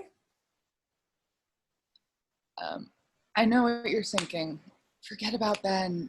He had his chance and he blew it. This computer may have found the future Mrs. Leslie. Nope. Whatever you're selling, this guy is buying. You're right. Okay. Entire universe of guys I might date. Show me what you got. Wow.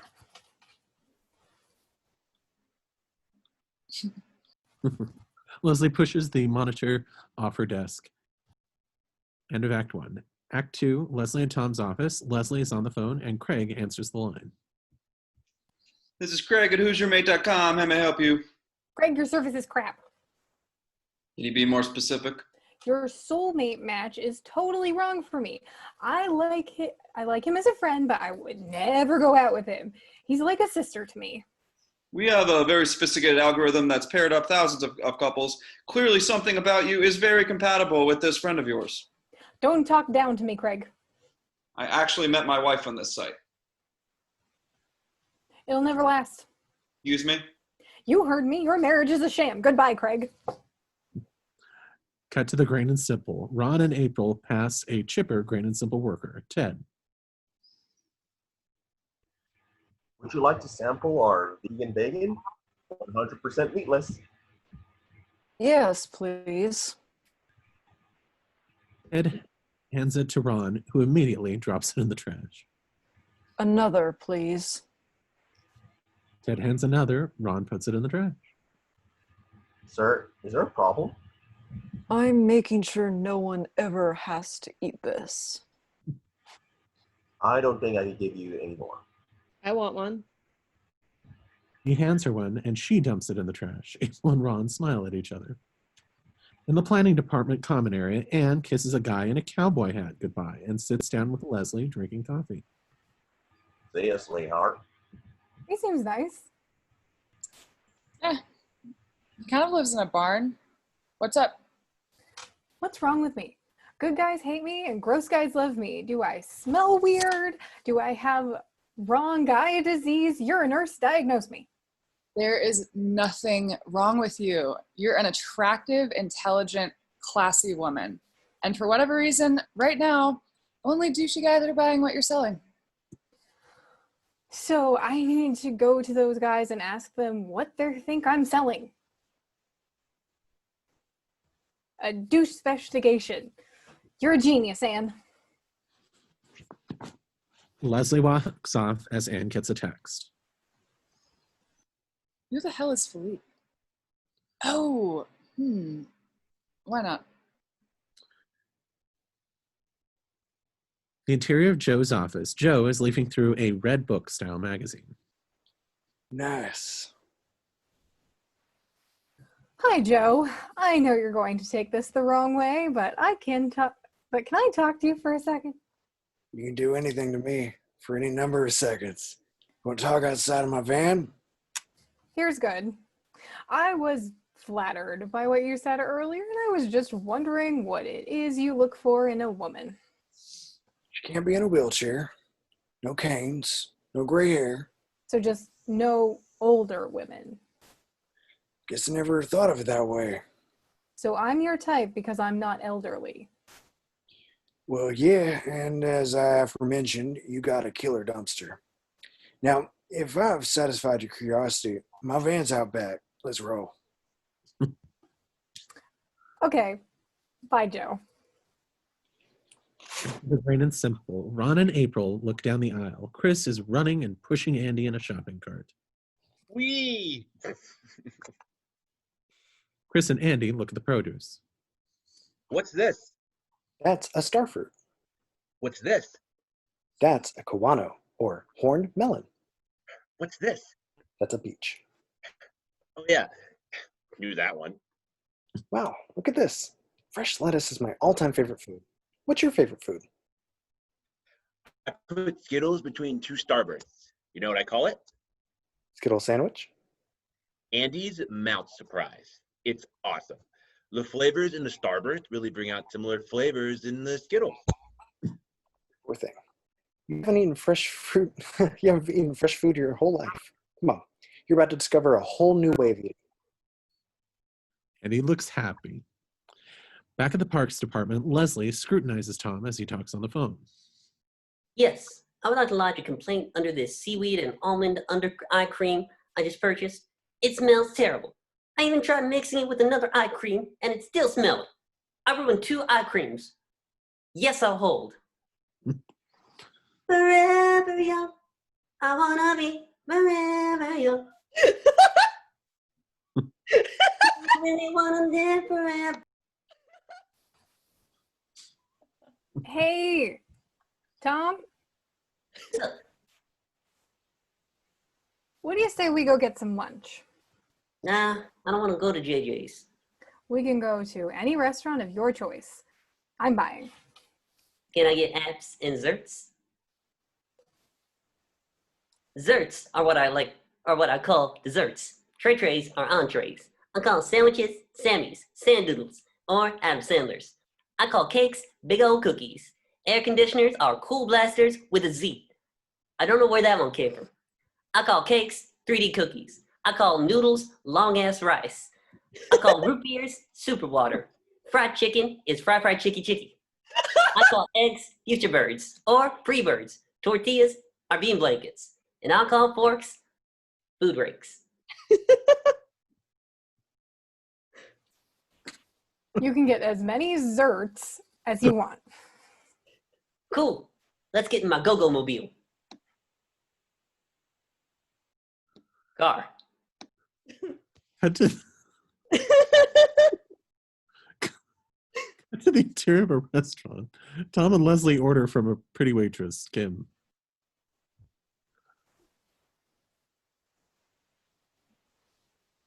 Anything to drink? How sweet is your iced tea? It's actually not that sweet. If I need it any sweeter, I'll just mix you into it. Sugar.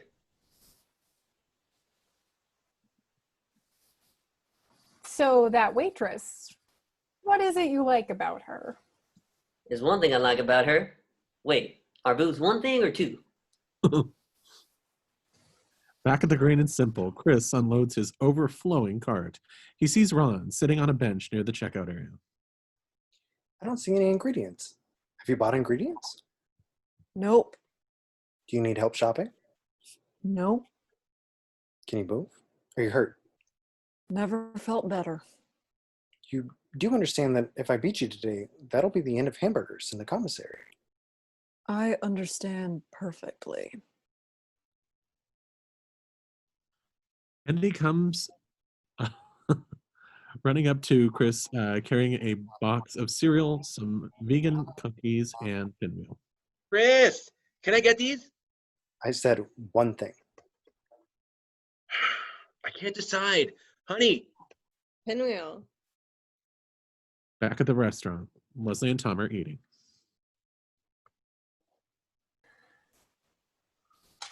Okay, you rub a bottle, genie pops out. What are your 3 wishes?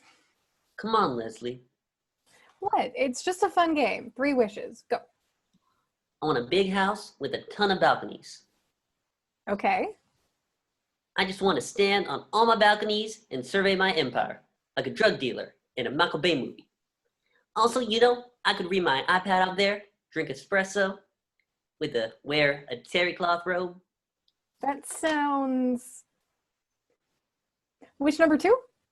I'm the CEO of Spike TV Network. My personal assistant / best friend is Jamie Foxx. All right, never mind. No, I'm into it now. 3rd wish, they do a remake of Point Break, and I play both roles, Keanu and Swayze. It's a giant hit, I get super rich, and I have 3 simultaneous theme parties on 3 of my balconies, Heaven, Hell, and Sexy Masquerade. Return to the Food and Stuff. Ron and April walk into Food and Stuff, a low-end grocery store. At the meat shelves, he grabs a styrofoam pack of ground beef from the bottom shelf and says 50% off. I love Food and Stuff. It's where I buy all of my food and most of my stuff. Back at the restaurant, Kim refills their drinks. What do you say, Kim? If you're single, I'm ready to make you tingle. I have a boyfriend. Maybe it's time to make a man friend. I got that line from Ben. Didn't he get suspended? Didn't he get suspended for sexual assault? I don't know. I don't follow football.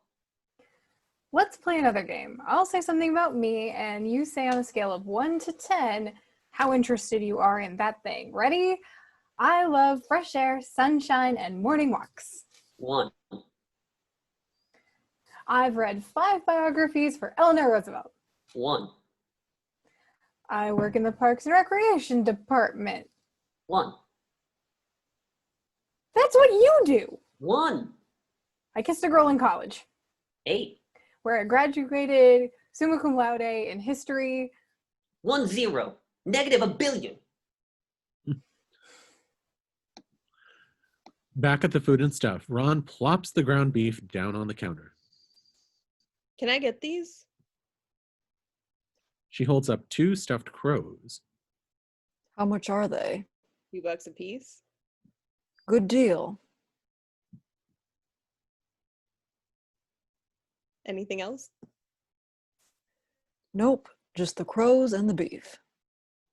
Back at the restaurant, Leslie is frustrated. So all you look for is hotness? Lucy, Wendy, all you cared about was the shape of their boobs? You're acting super weird.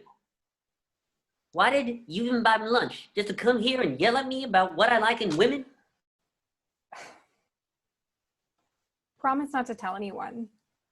I know it's insane, but we got matched up on who'syourmate.com. You and me, 98%. Soulmate level match. I have 26 profiles on that dating site. 1 for each kind of girl. The one Leslie got matched with is Tom N. Haverford. The N is for nerd. Tom N. Haverford collects globes. His favorite movie is books. Back at the restaurant. You want to date me? This is a date. Oh my God. This is the best thing that's ever happened. No, it's not a date. You took me to a nice restaurant, paid for my meal, and wanted to get to know me better. That's a date, girlfriend. I needed to find out why only sleazy guys are into me right now. Nice try. You love me. As you know, Tom Haverford, dating in the day, dating in the night, dating all the time because he keeping it tight. Tom! Dating in the car, dating on the floor, dating everywhere 'cause she wants some more. At Leslie and Tom's office, Leslie is finishing up her ideas. I'm printing them out. Can you grab them? 1 second. I'm looking at real estate listings. Here's a great one for us. 3 bedrooms. Ooh. And has your big closet that you want? Dream closet. Ugh. She sits down and he approaches her tenderly and stares gently into her eyes. Hey, kid. Where'd you go? Come back to me. Stop it. Don't disappear on me. I need you. Cut to the conference room. Leslie, Tom, Jerry, and Donna meet with Ben. Can I pour your coffee, Leslie? I know how you like it. Short, dark, and bearded. Okay, let's get into it. What do you guys have for health tips? Ben, if it's okay with you, Leslie and I are going to leave this meeting together because of our deep spiritual connection. No, we aren't. He's my boo.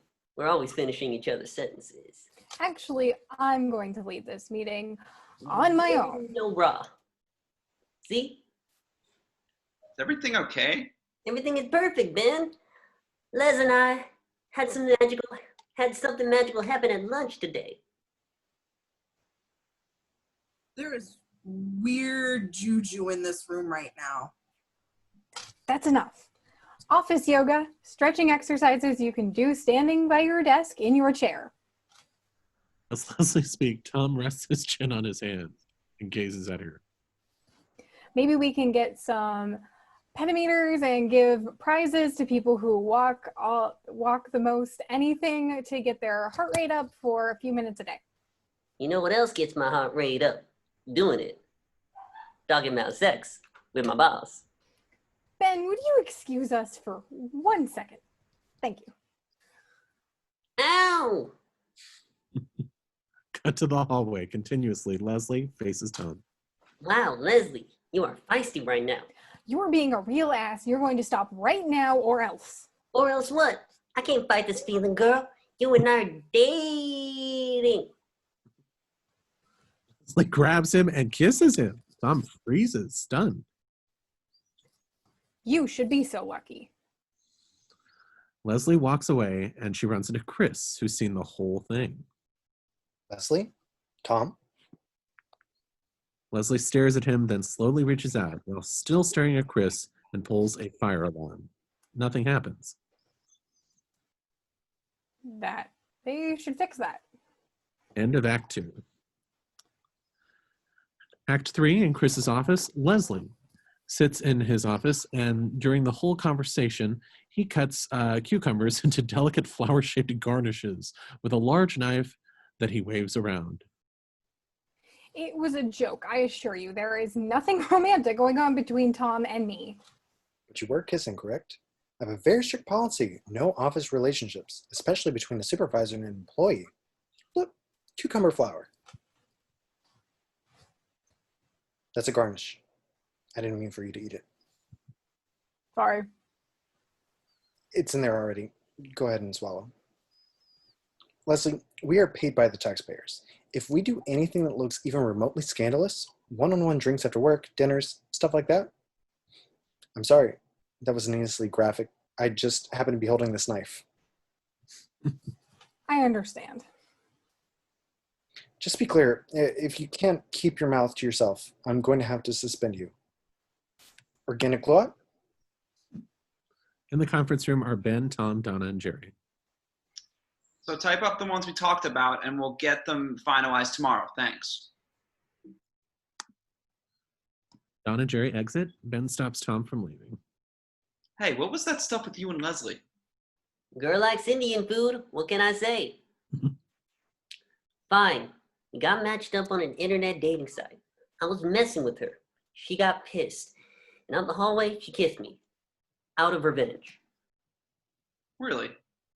Yeah. Gotta say, and it pains me to admit this, it was not disgusting. Okay, I don't need to...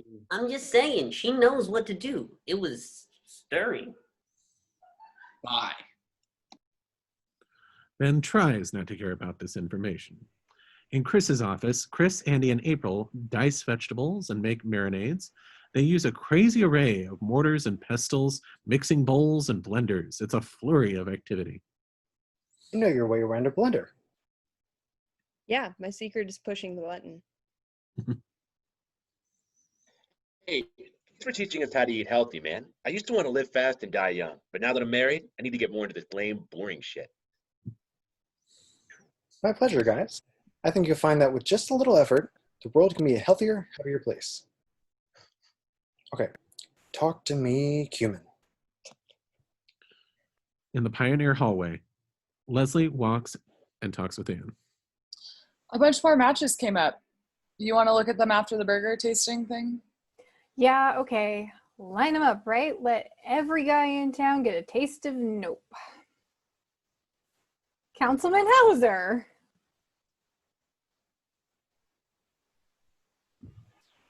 Leslie.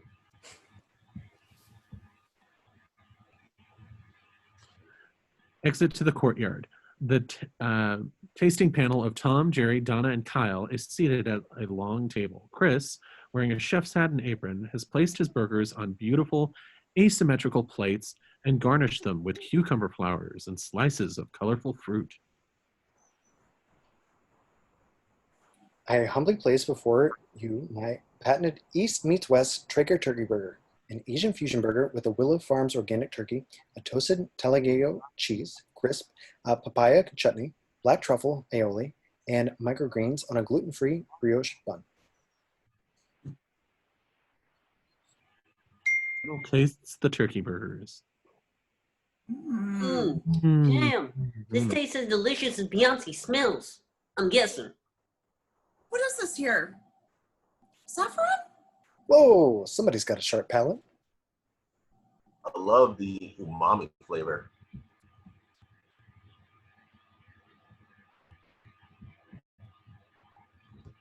Stop being so pretentious, Kyle. Sorry. I am so gratified that you all like my healthy organic meal so much. It was a pleasure to serve you. Here's mine. Ron places paper plates down in front of the panel. It's a hamburger made out of meat on a bun with nothing. Add ketchup if you want. I could care less. I'm disappointed in you, Ron. I thought you were going to provide me an actual challenge. Never mind, this is better. Way better. Yup. Kyle?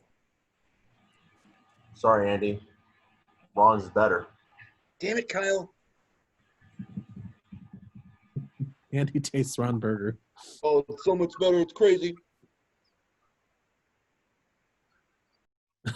He stuffs the rest of the burger into his mouth. Turkey will never beat cow, Chris. Sorry. I can't believe this. I've tinkered with my recipe for years. Granted, it's been a long time since I've eaten a hamburger. Ron hands Chris one of his burgers, and Chris takes a bite. Okay, you win. The commissary will continue to serve horrifying, very clogging hamburgers.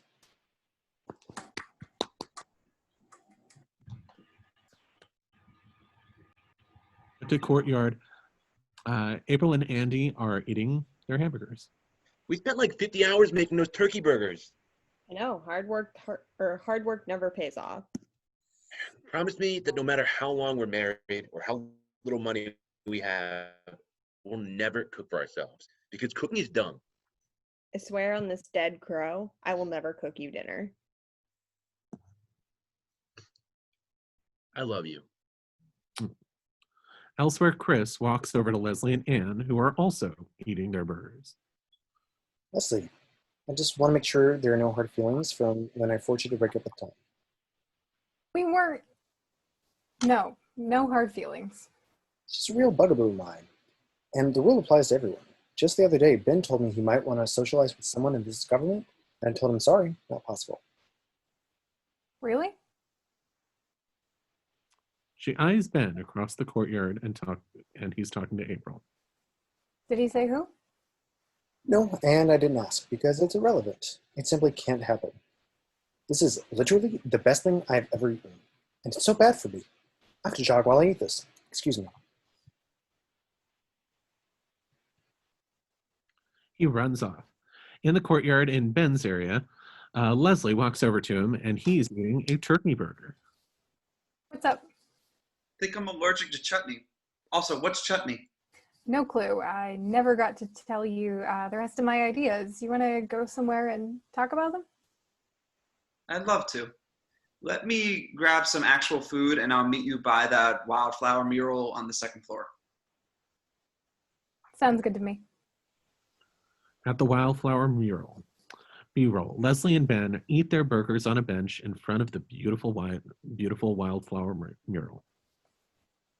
I don't know if the whole online thing is right for me. I prefer to meet people in person. In Leslie and Tom's office, a B-roll continued as Leslie looks at her Who's Your Mate account. On the screen, it says, you have 49 more matches. Click here to see them. Leslie moves her mouse to the delete account button and clicks it. It's like door number 2 and let's make a deal, you know? Do you want the thing you have that you know you like, even if it's not perfect, or do you want to give it up for whatever's behind door number 2? The screen prompts, are you sure you want to delete your account? Leslie clicks yes. I think I like what I have. I'm going to try to make it work with Tom. I'm kidding. End of Act 3. The tag, in Leslie and Tom's office later. Be honest, how did we get matched up? I made 26 profiles, one for each kind of girl. Each one has a different middle initial. Tom A. Haverford is sporty and sexy. Tom B. Haverford is soulful and sexy. Which one did you get? Tom N. Haverford. The N stands for nerd. I never even checked that one because no one ever responds to it. All right. Tom N. Haverford collects globes. Enough. His favorite movie is books. Donna?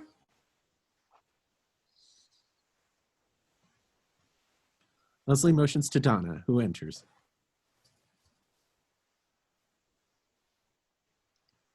Donna?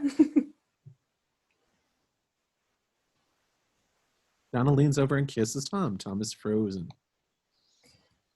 Every time I want you to shut up from now on. Thanks, Donna. Anytime. End of show. Hey. Yeah.